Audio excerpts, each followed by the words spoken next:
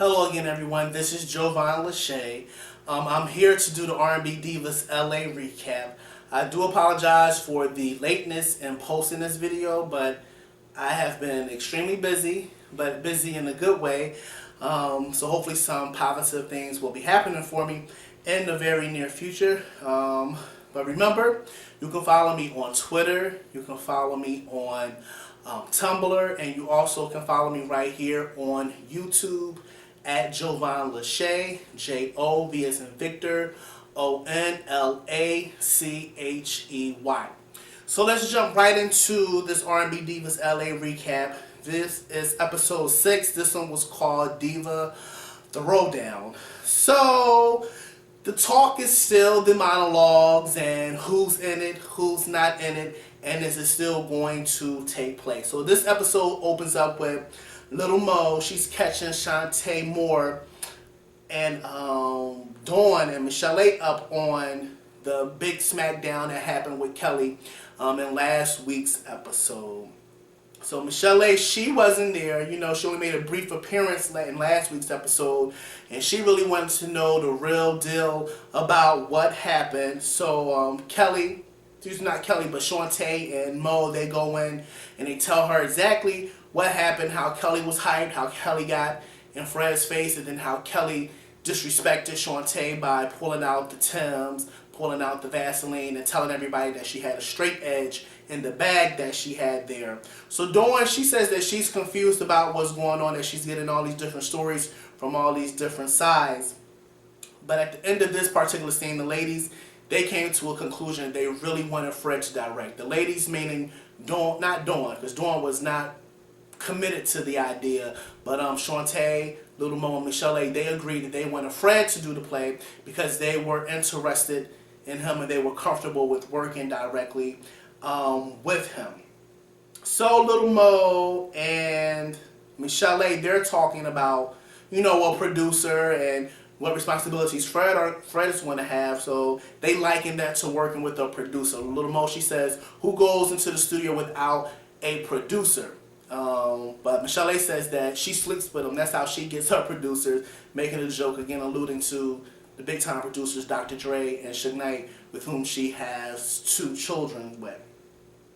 So Chanté, she goes on and she meets her manager Cheryl, and they're at Cheryl's house. So she goes on and she tells her about the smackdown that happened with Kelly. So then the talk turns to Kelly's 40th birthday party and whether or not she should attend that gala. They talk about that very, very briefly. Then the talk turned to Chanté's ex-husband, Kenny Lattimore. So at this point in the series, Kenny, he has filed for custody officially of their son. She says that she's going to counter the suit. Chanté says she's going to counter the suit, and they're going to take it to mediation. So obviously this has not gone to court yet. So I'm assuming that mediation is probably a part of the prenuptial agreement that they have with one another.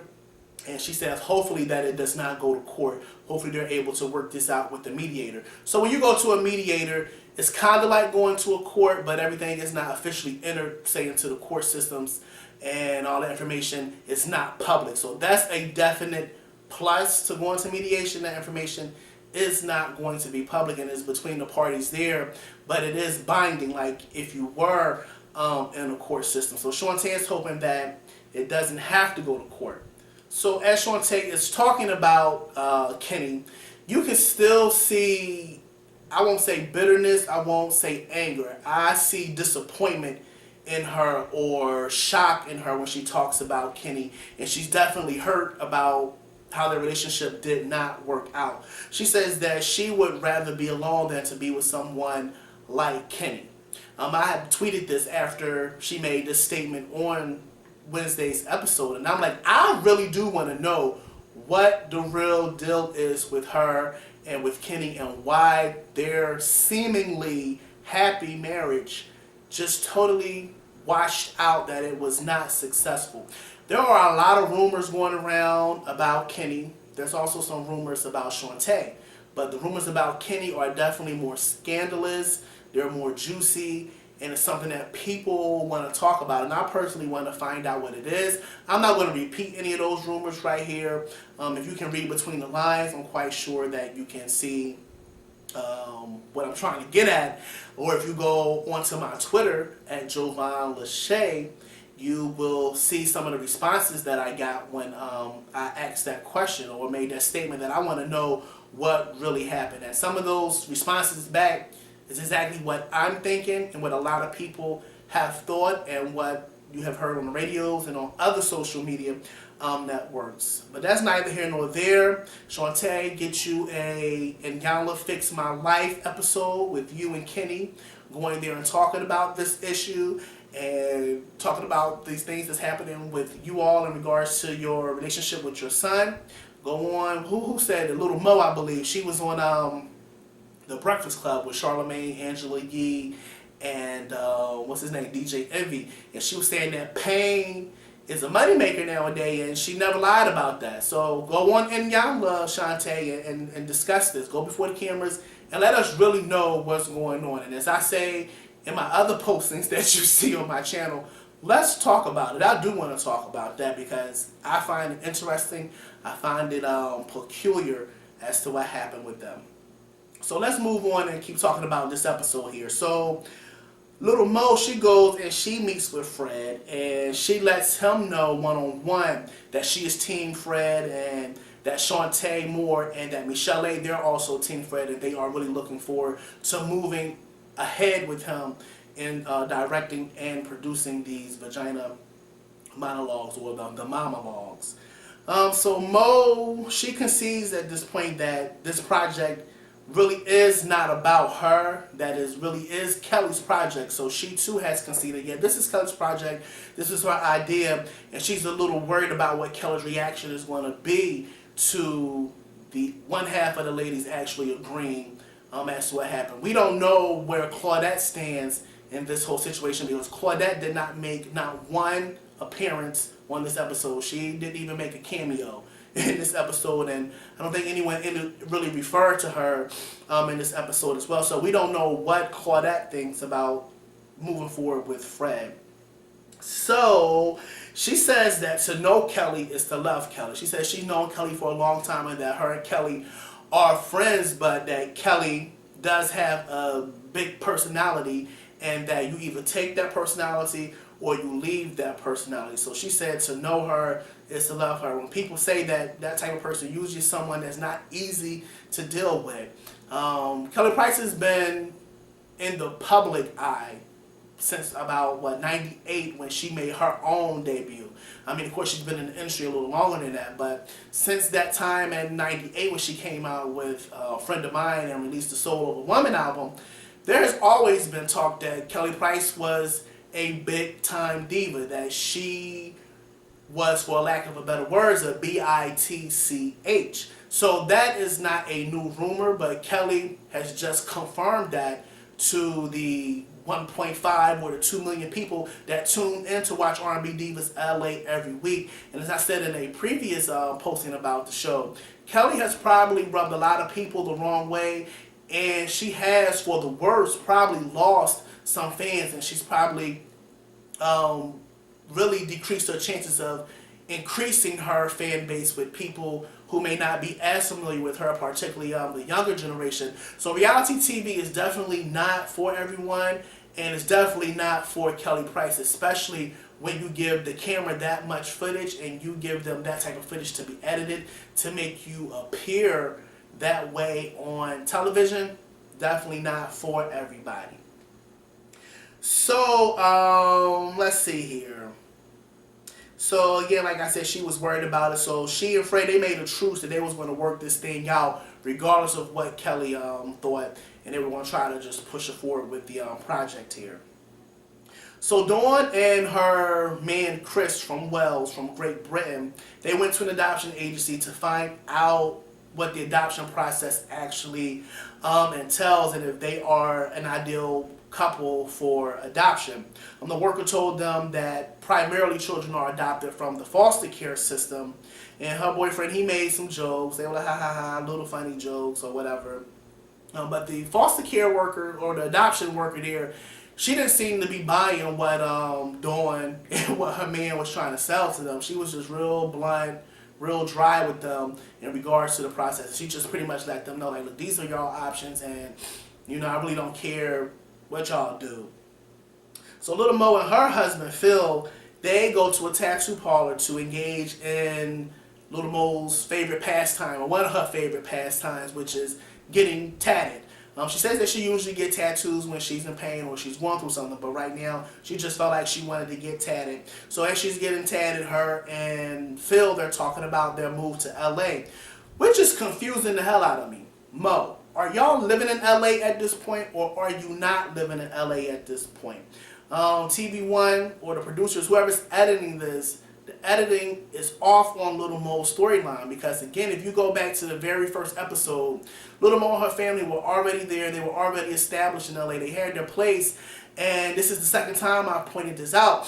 They're still talking about moving to LA. So y'all need to really work that out, and that's something that I want Wendy Williams to ask Lil Mo when the reunion takes place. When did you all move to LA? Are you still there? Will you be here for X amount of time, or do you plan on coming back to the East Coast? Because I already thought they had moved there, so y'all confusing the hell out of me with that one. So Michel'le, she makes her return to this episode, because last episode she wasn't there. So she meets with Chanté, and they still talking about these damn monologues. I'm kind of ready for them to move on from these monologues, because it's like beating a dead horse to me. At this point, she wants to make sure that her things are in order, which she really doesn't have any idea as to what she wants to talk about. So she hasn't been as forthcoming with her issues as some of the other ladies have been, particularly Dawn, Chanté, and Lil Mo, who have been really sharing issues that they have gone through in their past. So Michel'le, she asked Chanté if she's going to attend her birthday party. So Chanté, she says, why wouldn't I be there? Kelly and I are friends. We really, haven't gone through anything that serious, and that the issue that they had prior wasn't that serious to her. But Michel'le says she wasn't invited yet, and then Chanté says that she hadn't gotten an invitation yet, so we don't know at this point if they're going to attend or not. So Chanté and Lil Mo, Chanté is making a lot of appearances. She's in just about everybody's scenes this week. They go-kart racing, and then they're talking about the Kenny situation and about the child custody thing. So Lil Mo shares her experiences with custody, but their situations are slightly different. Lil Mo is not being sued for custody. She's just really trying to work out a plan on how to get her kids there with her and keep her kids kind of connected to their biological father. So she's not being sued. So she shares her experiences. Then Chanté, she tells her, how she's hurt, how she's in pain, and all of the stuff that's going on with Kenny.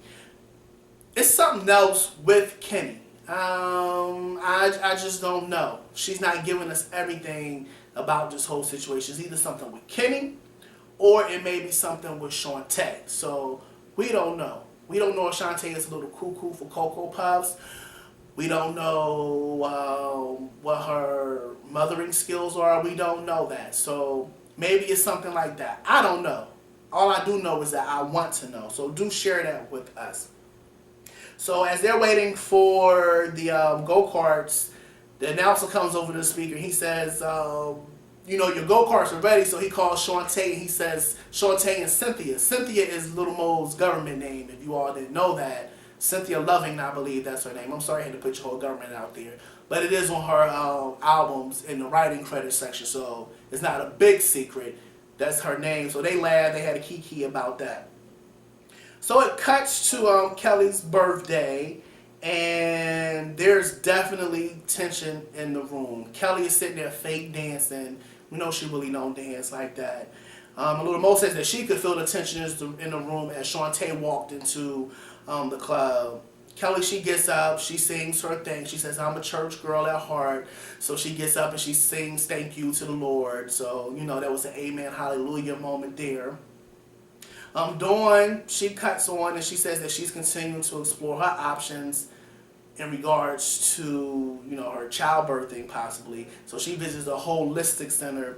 So she really is exploring all of her options, her in vitro options, her giving birth naturally, or her getting some assistance in a natural way with giving kids. The doctor says that she needs to go on some type of detox, and gives her a list, and he encourages her to increase her iron. So shouts out to her again for just talking about this issue, bringing it forward in this type of format so that people can know that it is hard for some people to have kids. So she also talks about that she had her fibroids removed along with one of her fallopian tubes. Having fibroids removed in the African American community is a common thing. A lot of African American women, they suffer from fibroid issues. Some of them never actually deal with them. Some women develop uterine cancer from it, or they end up having to have hysterectomies where their entire uterus is taken out because they didn't address the fibroid issue. So that's a real issue in the community. And again, to Dawn's credit and to TV1's credit, they are talking about some things that really impact their core demographic of people who are watching the show. So then it cuts to Lil Mo and Chanté. They actually meet up with Kelly, and that meeting is awkward. It was staged, and it really didn't accomplish anything. Lil Mo, she was playing a mediator role here.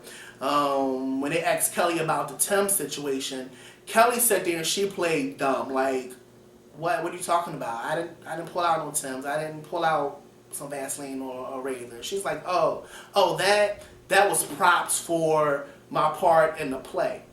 First of all, that was not your part in the play because, according to you, you didn't want Fred as the director, and you wasn't feeling him as a director. So, come on, save that. Stop playing on people's intelligence that people don't know what Tim's and what straight edge, what Vaseline means. That means that you come to fight and that you was trying to let Chanté or all the ladies there know that you wasn't playing games with them. So Lil Mo, she says that she feels really let down by Kelly because she looked up to Kelly as a professional, as a singer, as a woman that handles her business. So she says she really feels let down by her. So Mo catches Dawn up, and she reveals that Kelly is no longer going to be a part of the monologue. So Kelly told Chanté and Lil Mo that's like, look, I'm no longer going to be a part of this. Feel free to move forward without me. I don't have the time to do it. I'm booked. I have dates. I have shows. I have concerts. I have all these commitments. So I'm just not going to be able to do it. So Fred, he is meeting with Michel'le and Lil Mo at this point for the rehearsal. And she reveals to him as well that Kelly is no longer going to be a part of the monologue. So then Dawn, she shows up. And she too reveals that she's going to drop out of the monologue, saying that she is too far behind. So her and Lil Mo, they actually really get into it. So Lil Mo is like, so you out too? Why you out? She was like, is Kelly your manager? She your boss? Why you all up Kelly's ASS? So that was a big thing there. So Dawn, she comes back at Mo and says, you supposed to be a Christian. Where's your God? Where is he at in this? You're not acting like a Christian right now. I think that's another post for me to talk about right there. So I ain't going to go too much in on that issue right now. But Dawn says that she started to feel convicted when one half of the ladies decided to go with Fred and Kelly wasn't really on point. She said she started to feel convicted and feel wrong because it was Kelly's idea initially, which in all honesty, it is true. But I think a lot of people are upset about the way Kelly handled the situation, being that it was her idea from the beginning. So, I mean, that's the show right there in a nutshell. R&B Divas LA episode 6 called Diva Throwdown. I am going to review episode 7 and 8, and I'll try to get those up a lot sooner. I'm also doing a few other things here on my channel, so please do like those videos and share those videos as well. Remember to click the like button right here and share this one across your social media networks. Again, this is Jovan Lachey. You can follow me on Twitter, you can follow me on Tumblr, and also right here on YouTube at Jovan Lachey, J-O-V as in Victor, O-N-L-A-C-H-E-Y. So let's continue to talk about all of these issues, and we're going to continue to talk about R&B Divas LA. And until next time, I'm Jovan Lachey. Thank you.